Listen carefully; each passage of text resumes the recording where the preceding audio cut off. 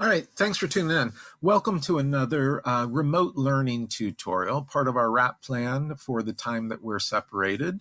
Um, uh, so as always, we're going to begin on the school history page on Schoology. And this tutorial is going to remind you how to access quizzes on Schoology.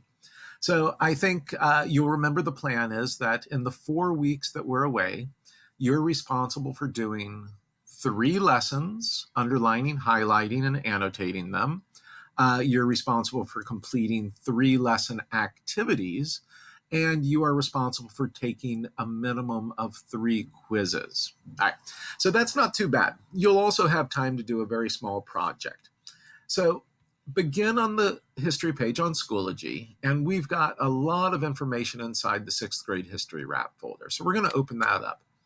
And the easiest way to know which lessons have quizzes and access the practice quizzes is to go to this quick links link. So I'm going to open that up. Hopefully you've seen this before. And it has all of the unit lessons that you're allowed to access. Remember, we're not going to be doing anything from India, from China, or from ancient Greece, because we're going to get started in ancient Greece as soon as we return from this break. So on the quick links page, you've got all of the units available there, and you'll notice that any of the blue words are active links and will take you to specific lessons. Now notice that the early humans unit does not have any quizzes. Those words, of course, aren't blue. Down here, though, however, it says, I don't have a quiz yet. You can fulfill your remote learning requirement and earn a bonus by creating and submitting a quiz. Self-created quizzes should consist of a minimum of 8 questions, and each question must have a minimum of 3 answers, one of which has to be correct. And yes, you may create your quiz on something fun like Kahoot and share it with me. All right, so we showed you in a previous tutorial how to access lessons and get to the practice quizzes. So we did that with Mesopotamia geography here. And I know for a fact that Mesopotamia geography does have a practice quiz associated with it. That's a link right here. I recommend strongly taking the practice quizzes multiple times. You get to learn as you go, you get immediate feedback. And as they say, practice makes perfect. All right. So do whatever practice quiz you'd like, take it multiple times. In order to find that same quiz, right, you'll need to return to Schoology.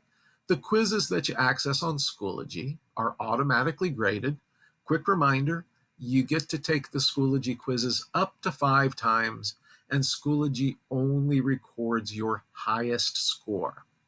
All right, so I did the practice quiz for Mesopotamia geography, and any of the units that you want to access quizzes on, right, they're going to be inside of that units folder.